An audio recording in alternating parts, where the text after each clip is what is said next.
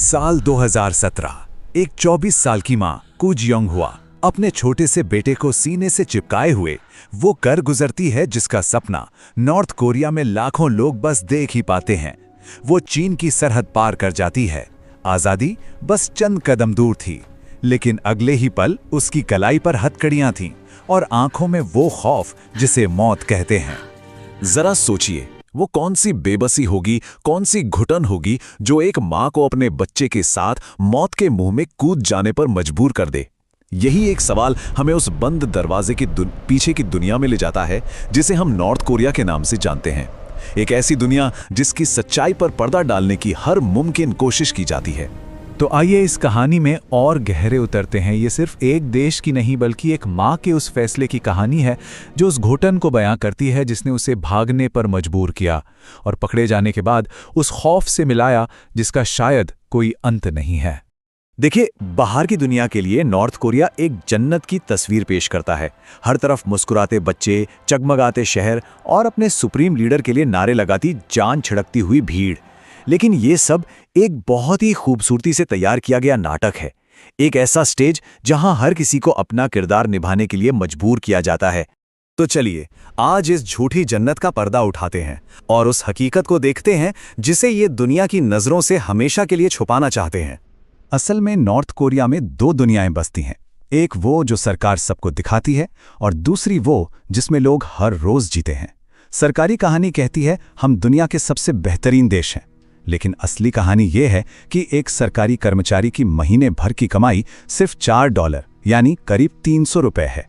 Propaganda कहता है हमारे लोग बहुत खुश हैं, जबकि हकीकत में एक फैक्ट्री मजदूर महीने में 50 सेंट्स भी कमा ले तो बड़ी बात है। इस चमकदार झूठ के पीछे की सच्चाई ये है कि लाखों लोग हर रात भूखे पेट और जमा देने वाली ठंड में सोने को मजबूर हैं। ये पूरा का पूरा नाटक टिका है उस प्रोपेगेंडा पर जो पैदा होते ही बच्चे के दिमाग में भर दिया जाता है। यहाँ एजुकेशन बिल्कुल फ्री है और लगभग 100% लोग पढ़े लिखे भी हैं। लेकिन इस पढ़ाई का सिर्फ एक ही मकसद है, पार्टी और सुप्रीम लीडर के लिए कभी ना खत्म होने वाली वफादारी। इतिहास की किताबों में लिखा है कि हैमबर्गर का आविष्कार नॉर्थ कोरिया के लीडर ने किया था। विज्ञान का दावा है कि उन्होंने एड्स और इबोला जैसी बीमारियों का इलाज खोज लिया है। और खेल, अरे उनके लीडर ने अपनी जिंदगी में पहली बार गोल्फ खेला और ऐसा स्कोर बना दिया जो दुनिया का कोई प्रोफेशनल आज तक नहीं बना पाया।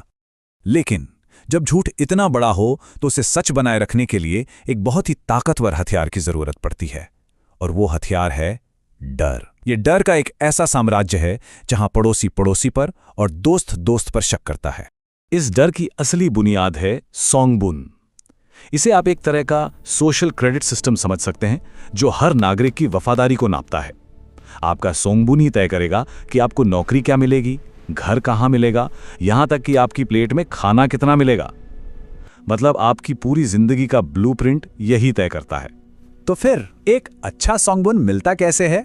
आसान है, फौज में भर्ती हो जाइए, पुरुषों के लिए 10 साल और महिलाओं के लिए 23 साल की उम्र तक, या फिर मिसाइल बनाने जैसा कोई हुनर सीख लीजिए जो देश के काम आए। एक और रास्ता है, अपने पड़ोसियों की जासूसी कीजिए। और सबसे अजीब, अगर आपके घर में आग लग जाए तो अपने बच्चे से पहले दीवार पर लगे लीडर की तस्वीर बचाइए। जी हां, एक मां को सजा सिर्फ इसलिए मिली क्योंकि उसने आग से पहले अपने बच्चे को बचाया, तस्वीर को नहीं। यह है वफादारी की कीमत।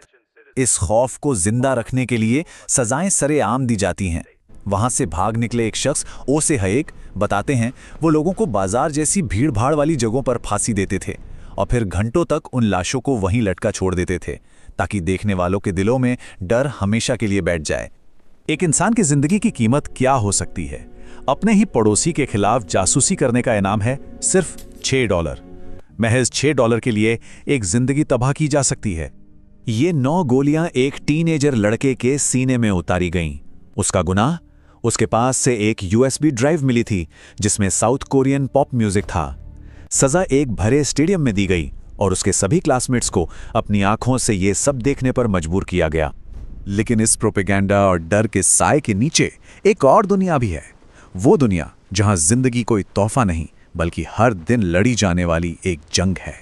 नॉर्थ कोरिया में कुछ जगहें ऐसी हैं जहां सरकार का हर झूठ खत्म हो जाता है, जहां सिर्फ एक ही सच बचता है, तकलीफ। ये जगह हैं पॉलिटिकल लेबर कैंप्स और शिन डोंग ह्युक वो इंसान हैं जो वहीं पैदा हुए थे। शिन बताते हैं, उस कैंप में मुझे पता ही नहीं था कि प्यार क्या होता है। जब मेरी माँ और भाई को मेरे सामने फांसी दी गई तो मुझे बस इतना लगा कि उन्होंने जेल का नियम तोड़ा था, वो इसी लायक थे। जरा सोचिए, एक सिस्टम इंसान को किस हद तक तोड़ सकता है कि वो अपने परिवार की मौत पे भी कुछ महसूस ना कर पाए। इन कैंप्स के नियम सीधे और बेरहम है। भागने की कोशिश की, सजाए मौत। खाना चुराया, मौत। 3 से ज्यादा लोग साथ में बात करते दिखे, मौत। किसी की जासूसी करने से चूके, मौत। किसी गार्ड से जुबान लड़ाई, मौत। और अगर किसी गार्ड को बस गुस्सा भी दिला दिया तो वो बिना बेहोश किए आपकी उंगली काट देगा। इन कैंप्स में बंद 40% लोग भूख से मर जाते हैं। जिंदा रहने के लिए कैदी कीड़े मकोड़े, घास, चूहे कुछ भी खाते हैं, और कभी-कभी तो इंसानियत की सारी हदें पार हो जाती हैं। और जहां एक तरफ ये नर्क है तो वहीं दूसरी तरफ देश के नेताओं और अफसरों की अय्याशी। जब आम आदमी को दिन में सिर्फ 300 ग्राम खाना मिलता है, तब ये लोग विदेशी सिगार और परफ्यूम का मजा लेते हैं। जब आम लोग अपना गम भुलाने के लिए सस्ती शराब पीते हैं, तब इनके दरवाजे पर रोल्स रॉयस और मर्सिडीज की लाइन लगी होती है। जहां एक विदेशी फिल्म देखने की सजा मौत है, वहीं ये लोग हर तरह की वेस्टर्न फिल्में देखते हैं। पूर्व लीडर किम जोंग इल की अपनी निजी दौलत $5 बिलियन आंकी गई थी। तो ये साफ है कि ये पूरा सिस्टम किसी ऊंची विचारधारा पर नहीं, बल्कि सिर्फ लालच और सत्ता की हवस पर टिका है।